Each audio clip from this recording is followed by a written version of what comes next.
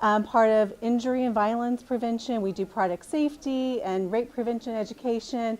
One of the areas we are the lead on is suicide prevention in the state of Illinois.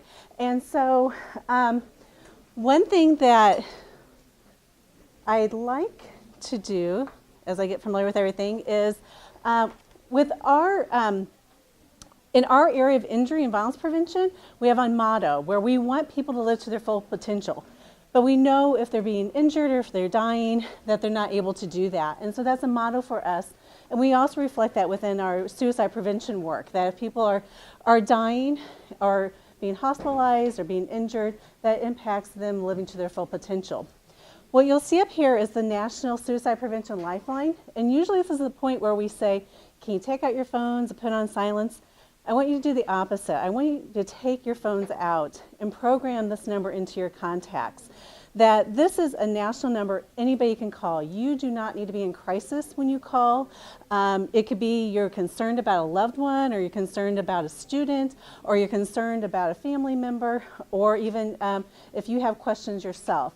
Anybody can call this number. You don't have to be in crisis, but it is the national number that that people call. Is 1-800-273-TALK, which is 8255. And so we want to make sure people have that handy. I tell you, it's not the easy. I mean, I still have to stop and think, what's that number? Even though I say it all the time. I've had to pull this out at a football game as I had a parent tell me that their child had been hospitalized, and just wanting some information and just a source, something that I could give them at that point in time. And so it's handy to have this number at your fingertips in your phone so you can call if you ever have any questions. And so fortunately we're able to do a lot of things we're doing in the state of Illinois because we do have a federal grant through SAMHSA to do youth suicide prevention. I'm also passing around some wallet cards that has this number on it, so if you still are looking for that number, it'll be on that sheet. So I'm going to have to learn to not use the mouse and just use the return key. So back in 1999, the Surgeon General did make suicide a public health issue. And there's a few assumptions we can definitely make. With the field of with suicide prevention, it's a very complex issue. There's different factors that can go into play. There could be some individual, some environmental things going on. But the one take-home message I want you to have is that this is a community-wide problem. It's something that takes a community-wide approach, whether that's at your school level or in your community as far as your town or your locality. But it really does require that everybody is involved. And one of the mottos within suicide prevention is that everyone has a role. This is not just something that the mental health folks are going to deal with or the counseling center. It's their job. Everybody has a job. And so that's the main take-home message, is that to recognize everybody has a role. So what we're going to talk about today, because we are public health and we like our data and we want to make sure everything we do is data driven, we want to talk about the reality of suicide here in Illinois. Also, what school personnel can do. And it's my understanding most people attending the conference either are in the field of education or just the fact that you're in higher ed, that there are things we're going to talk about that are going to be useful for you in the school environment to know about. I put in some slides about bullying and suicide, so we'll build on what the keynote was talking about this morning. And then just kind of tell you what we're doing here in Illinois. So the reality, so not to do a pop quiz or anything, but when you think about suicide, as far as the leading causes of death in Illinois for adolescents and young adults. And just so you know, our grant that we had federal funding on is from 10 to 24. So we're talking about middle age, high school, and young adults. Those are in higher education. So the leading causes of death for that age group, what do you think suicide is when you rank it in the leading causes of death? Do you think it's the 8th, the 2nd, the 1st, or the 3rd leading cause of death?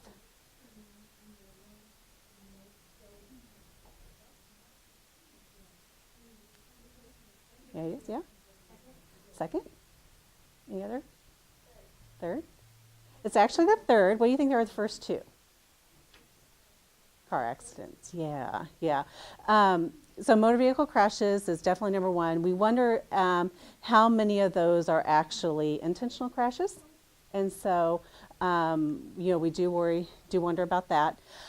What I can tell you is that we do lose over 1,000 people each year to suicide. Of those 1,000 plus folks, how many do you think are in that age group, that young adult, youth and young adult? 403, 200, 125, or 80?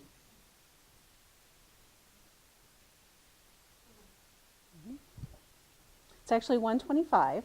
So I think the last year statistic we had close to 1,600 folks that had lost their lives to suicide in Illinois. And so 125. So it's a smaller number. But what's important to know with this age group is the suicide attempts.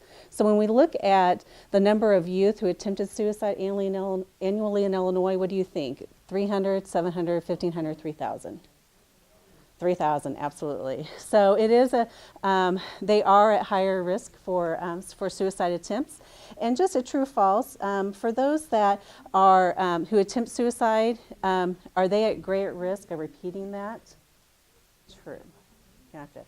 So just to recap our Illinois data. So for the youth 10 to 24, it is the third leading cause of death. We do lose about 125 young adults to suicide in Illinois. Approximately 3,000 do have to seek treatment in an emergency room. And so when you think about a classroom of about 30 students, know that about 2 of those have attempted suicide in the last 12 months. Now we know that it doesn't just start out by attempting. We know it's a continuum of care, a continuum of events, and it starts out with suicide ideation. And so the Illinois State Board of Education and the Chicago School District each have a survey they do with schools. And on that survey, the Youth Behavior Risk Survey, it asks some questions about suicide. Have you considered it? Have you thought about it? Have you had a plan? Did you need to seek medical treatment? And so what it did tell us that in the last survey, that of the high schoolers in the last year, that 14% of them did report considering thinking of suicide. 13% had actually a plan. 8% had tried to take their life, and just under 3% actually needed medical care for that. And so again, it talks about the continuum of the thought process, that you think about it, you may think about it, you may not have a plan. Well, then you might have a plan, and then if you have a plan and then you're accessing means, and then you actually try and then attempt, and then those attempts can lead to death. And so there's a continuum of things that happen that lead up to a suicide. What is something unique is that there is the violent death reporting system that looks at the violent deaths. It's actually a national system. Here in Illinois, we collaborated with Lurie's Children's Hospital in Chicago to start piloting that system in a handful of counties. What it does is, the death certificate doesn't tell us as much as we want to in the prevention field. So in the world of prevention, we want to learn from those that have died or that have been impacted from injuries and violence. And so we want to have a bigger picture of what led to that event, and then that helps us kind of strategically plan some of our prevention strategies. What are things that we need to be talking about in the prevention field? How can maybe we be altering the things that we do in prevention? And so this unique system is that they look at not only the death certificate, but they'll look at the hospital discharge, the hospital information, they'll look at police reports. Sometimes they're able to interview the family, and so they can start to piece together what were some circumstances that led up to that event. And I'll tell you, working with Lurie's, fabulous people that are working there, very dedicated to injury and violence prevention, but they also admitted at the very beginning of the project that they were surprised at how many suicides were in the violent death reporting system. And so I want to say about half of the violent deaths that were in that system were suicides. And so What we did find is when we were looking at the age group 15 to 24, which would be our high school and our young adults, we were looking at what were some of the mental health circumstances. And so what we found was about a third of those young adults, youth that died of suicide, had a current depressive mode. About a third of them had a history of mental health problems or treatment, and about 40% of them had a current mental health problem. We also are interested in knowing what might have been some precipitating circumstances. So sometimes you'll hear about, well, they just had a fight with their boyfriend or their girlfriend. So we kind of wanted to know what were some circumstances going on before that. And what the data had showed us was that about 23% had some type of crisis 2 weeks before their suicide. And that 4% had a financial problem. You know, with the other age groups, that number fluctuates. But that just under 30% had a problem with a current or former intimate partner, and that about 15% had some type of relationship problem, whether it was with a friend or a family or other. So there were some things going on that precipitated that existed prior to the suicide. And then lastly, we were looking at substance use. When I first got involved in the field of suicide prevention, what we were always told is that it's a three-pronged approach. You have public health, you have mental health, and you have substance abuse. All three of us have to be working together. And so we were looking at what was the substance use involvement with those that had died of suicide in this age group. And we found that a third of them had a blood alcohol level, a positive blood alcohol test when they were when they had the toxicology test. About 6% were victim of alcohol dependency, and about 10% had substance use problems. So it gives you a little insight into just the impact that substance abuse has on the situation. So in our national suicide prevention strategy, we learned that there are definitely certain populations that are higher at risk, ones that we are more concerned about. We talk about the American Indian population. We talk about middle-aged men. We talk about those that are attempt survivors or who have lost somebody to suicide themselves. We talk about those that have been involved with that are a service member or veteran or family member. We also talk about those that are LGBTQ. And what's interesting is what we've learned is the term has been expanded in the suicide prevention world to be LGBTQ2S. And the 2S means two-spirit, because and one of the high-risk populations are American Indians. And so in their language, they were explaining that they didn't have a term to explain LGBTQ. And so in their world, in their environment, they call it two-spirit. And so, but you know, when we look back at the survey that the state board does with youth, it does ask a question about LGB. And so it does ask about those that, and I tell you, they were really fascinated to have this data a couple years ago because it actually started to be weighted data. And so they were able to ask those that perceive themselves as LGBT or questioning. And so they were asking, they looked at the data of those that identify themselves to compare to their peers that were their non-gay peers.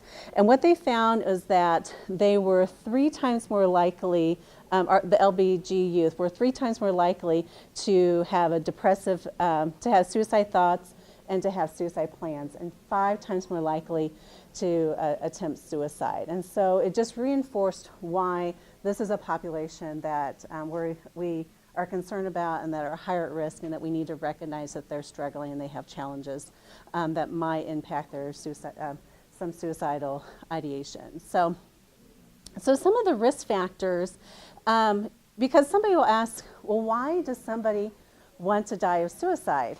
And so so what we learn is that there are chemical imbalances that can lead to depressive modes or other mental health disorders.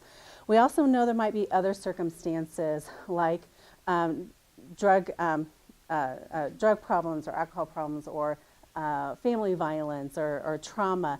But we also know is that with our youth, that when they feel so overwhelmed with these problems, that they don't always know what the solution is, and so that's when they start to consider suicide. And so for them to know that there is that support, and to be able to recognize that those are risk factors.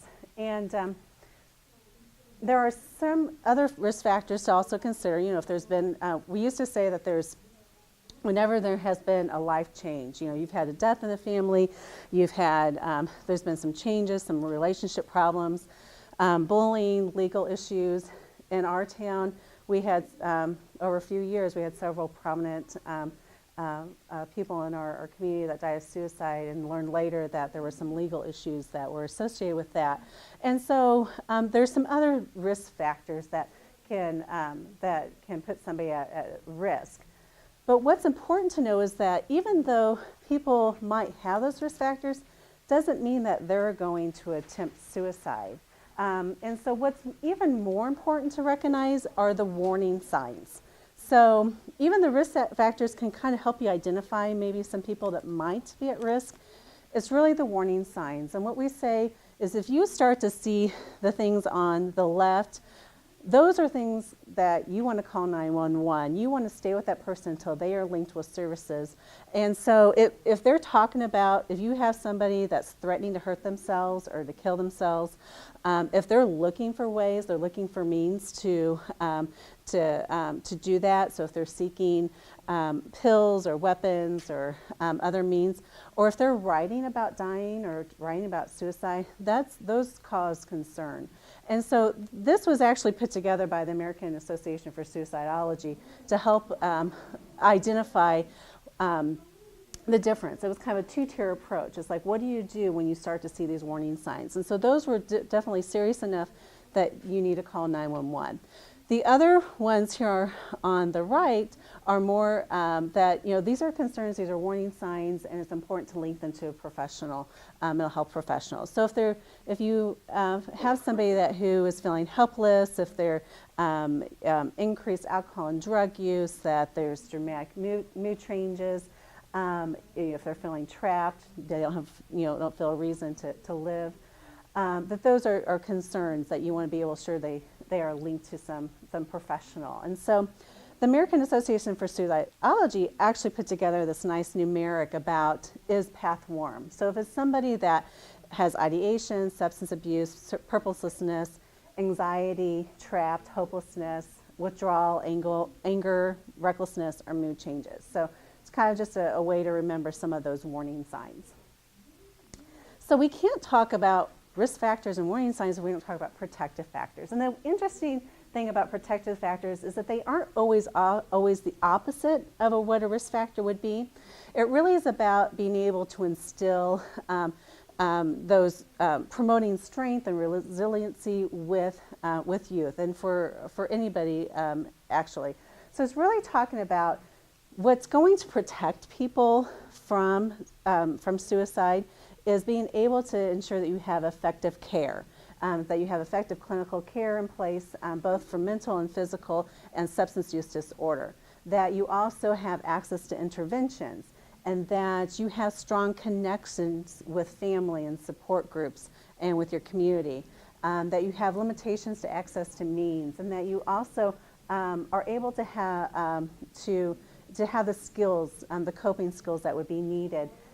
Also, cultural and religious beliefs can be a protective factor.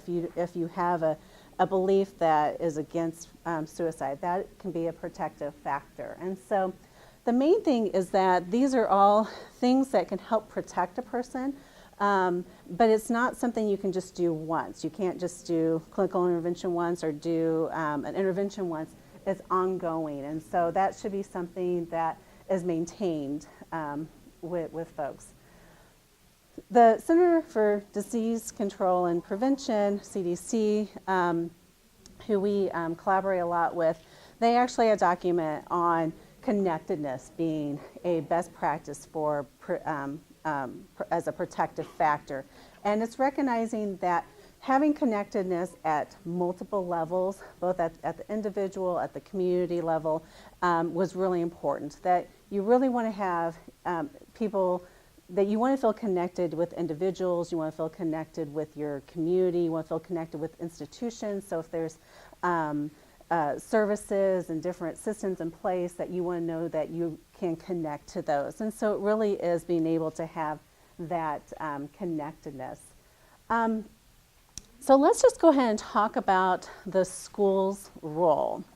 And there are 4 reasons why a school should be concerned about or be looking at suicide prevention. One is just that, maintaining that safe school environment is definitely part of, school's overall mission. The other thing is that we know that a student's mental health does impact their academic performance. We also know that if you have a student that dies of suicide, that impacts your whole school community.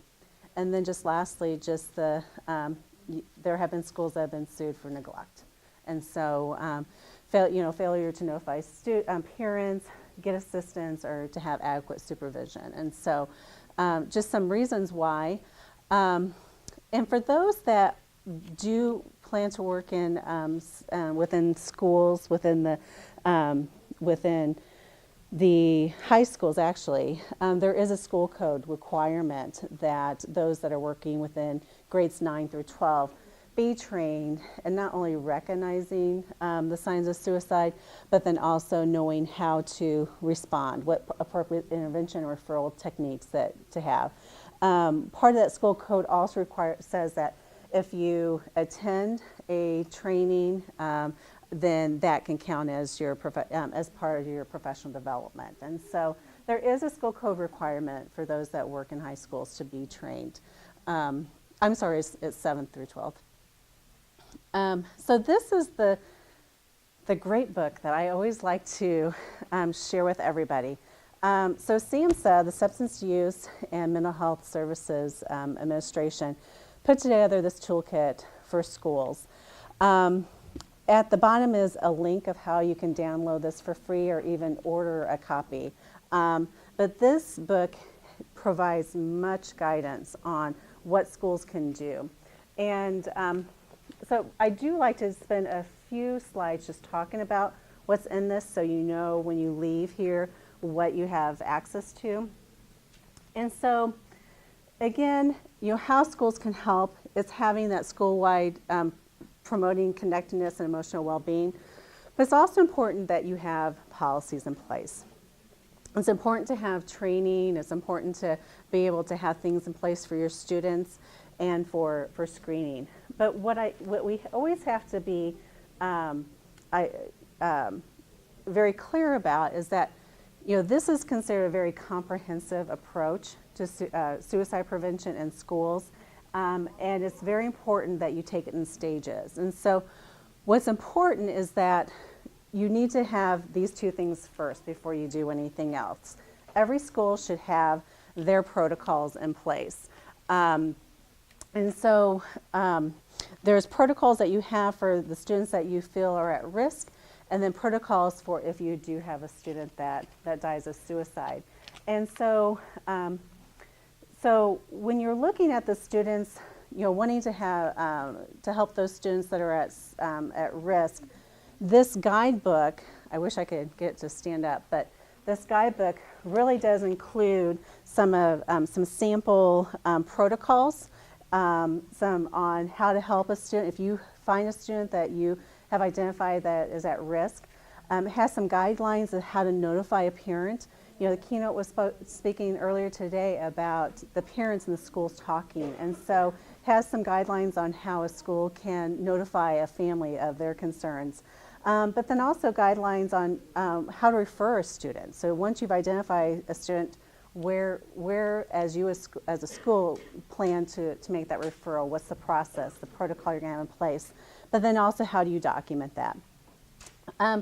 For those that you're responding to students that have maybe attempted, so if you've had a student that's had a suicide attempt, this toolkit talks about just again, some sample protocols and some guidelines on like how do you facilitate that student coming back to school. And so some really concrete things, because that's sometimes is the question is, we've had this situation, but we're not sure really how to deal with it. And so there's those samples in there.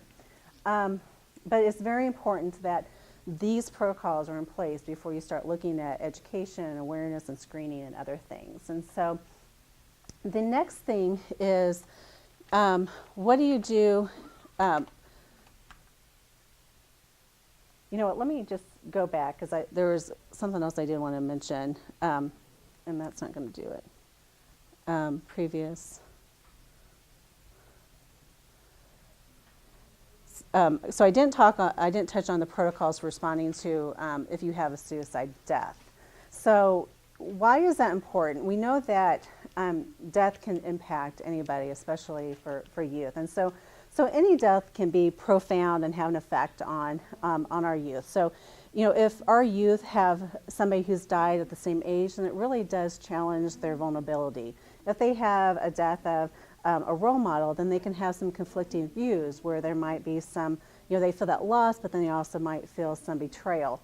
But we also, as we mentioned earlier, that there's some difficulty associated with that. If you have, if you've lost somebody and that you've had to deal with somebody with death, that there is some difficulty focusing on your academic performance then, because you have all this other on your mind. And so you just need to be prepared to help students adapt in the short term, but you also need to be prepared to adapt to help them in the long term. And that knowing that the impacts, you know, the emotional kind of fallout of somebody who has died is going to, it can continue months, even years afterwards. And so really wanting to be able to have those protocols in place of how you're going to address those.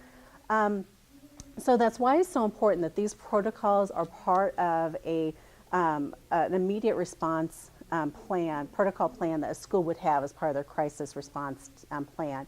So again, you know, this book does have different scripts of what the office would say, what staff would say, kind of announcements, you know, how would you make an announcement of that, you know, in your school, letters that would go out to family. But it also talks about how do you work with that family who just lost their child, and that was a student in your school. So it has some guidelines on being able to work with the family and just some talking points. But it also talks about what are best practices for what happens on the anniversary, because there's been concern that sometimes you can, some of the memorialization of a suicide on the anniversaries can actually be glamorizing it. And so you want to be very cautious about how you do that. And so, so again, this toolkit includes some of those guidelines for that. So once you have those protocols in place, you definitely want to be able to train your staff. You want your staff to know that that it's important to have an increased awareness. That not only is it important for them to recognize that that suicide does pose a risk for students, but that you as a school also are taking this as an important step to address. And so you want to be able to train your staff of the importance of suicide. You want to be able to also train effective, a selection of mental health professionals to certain staff in your building that are going to be able to assess the suicide risk of individuals. So then after that, you can get to the third phase, and that is determining whether you are going to start educating parents, if you're going to do some screenings, if you're going to do some education with the students. And so so what you can do with parents is there's some opportunities where, like during freshman orientation or through PTO or other events, where you can really start to talk to parents about the issue of suicide prevention and mental health wellness and so forth. And so they can be integrated into some parent education. So there's some chapters in here about how you can work with parents. But just be aware that when you start talking to parents, you might start seeing an increase in the number of referrals. So that's why it's so important to have your protocols in place and have your staff and teachers trained. And then if you do decide, as an option as part of your comprehensive suicide prevention program within a school is training students. One of the benefits of training students is that we know that many times students are going to tell their peers before they'll tell any of us, any of the adults. They'll say, a peer will hear something, a student will hear something before we will. And what we also know is that of the students that have had a peer disclose to them, only a fourth of them actually told somebody. And that's a lot of responsibility for a youth to have on their shoulders, to be told that from a peer or a friend that they are struggling, and then having to deal with that on their own. And so it's important for our students to know how to handle those situations. And so when a school would look at how to train or to do some programs with students, there's 3 different ways you can do that. You can do it as a curriculum base, where you can really just kind of more broad, kind of what we call gatekeeper training, just giving them some information, just promoting those protective factors, being able to increase their ability to be able to recognize those that might be at risk, and then encouraging people to get help if they need it. You also can take the approach of providing skill building for those students that are at risk. And then there's also screening that you could do, with some peer leadership. So there's some programs that look at peer-to-peer leadership, and so that is another approach. So then, lastly, is about screening, and the screening is that everybody, there are students that might fall through the crack, or as the keynote talked about, are good at just hiding not revealing what their concerns are. So the screening helps you identify those that maybe not be identified in other ways. So kind of to get started, if you work in a school, or if you're wanting to start that conversation in a school about doing more about suicide prevention, is that you have to just remember that, again, everybody has a role. There will be different people in your school that you are going to want to bring together.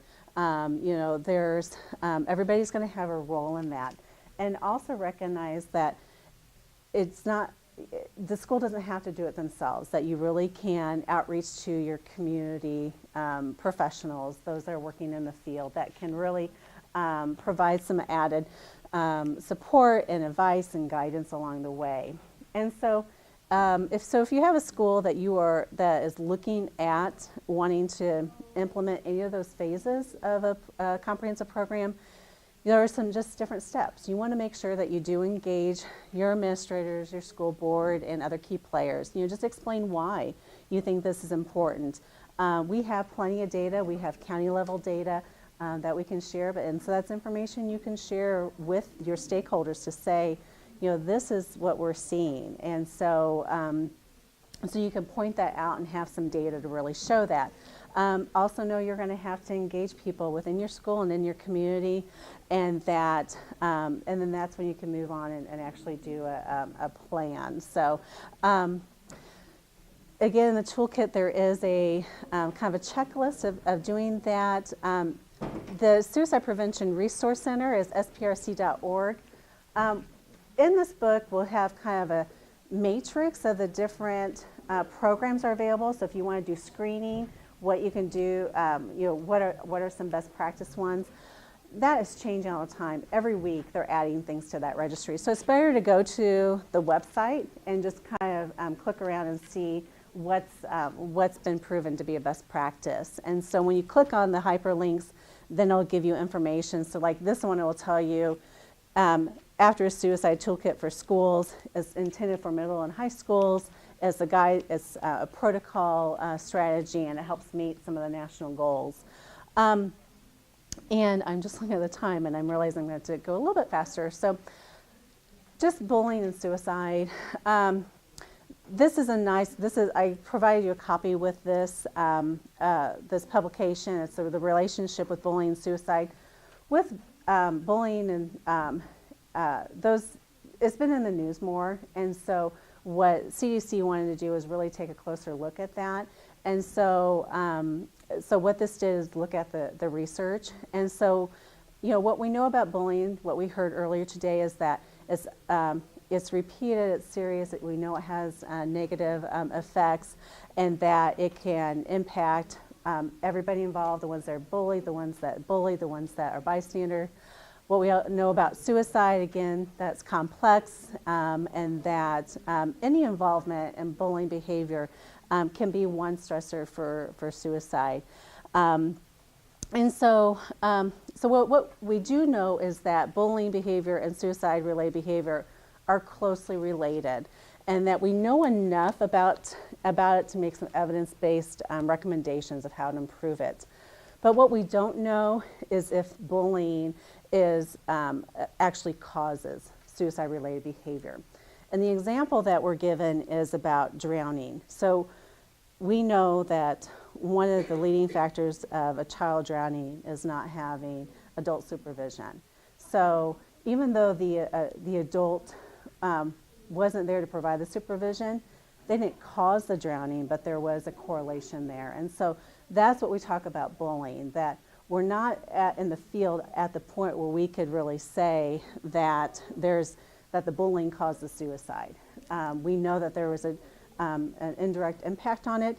So what is correct for us to be able to say is that involvement in bullying, along with other factors, do increase the chances of a young person engaging in suicide-related behaviors. And so, so again, we just know that they both are public health concerns, and that there's circumstances, again, at different levels, at the individual and social and family and community and society level that impact it. And we know that protective factors can help reduce those behaviors. In the handout, kind of talks about what the research is, what we know. And so that is in there for you to look at. So what we know, what a school personnel can do, and then some more resources to get more information. Wanted you to know that next Monday that there is going to be a webinar on the relationship between bullying and suicide. So if that's something this is a topic area you're interested in, there's more information on that webinar and some resources. Just want to share that SAMHSA does have their no bullying app, and so I want you to have that information. And just a little bit about what we're doing here in Illinois. We really wanted to be able to use our federal funds to increase more training within school personnel, but then also expand our Only It Takes One public awareness campaign, which we collaborate with the Mental Health America of Illinois on. We, of course, are asked to promote the National Suicide Prevention Lifeline. And so then we're also doing some different stakeholder meetings where we're talking with, like a year and a half ago, we were meeting with campuses of institutions of higher education about what strategies they can do on campus. And we're going to have that same conversation with the juvenile justice system and with substance use providers. But one thing I want to make sure you know about is that we did purchase a license for some online interactive trainings, kind of avatar type approach. We purchased a license for 9 courses. There's one for middle school, one for high school school personnel, and then we also have one that is address understanding the challenges of LGBT students. Those are the 3 we have at the secondary level. The other 6 are at the higher ed level.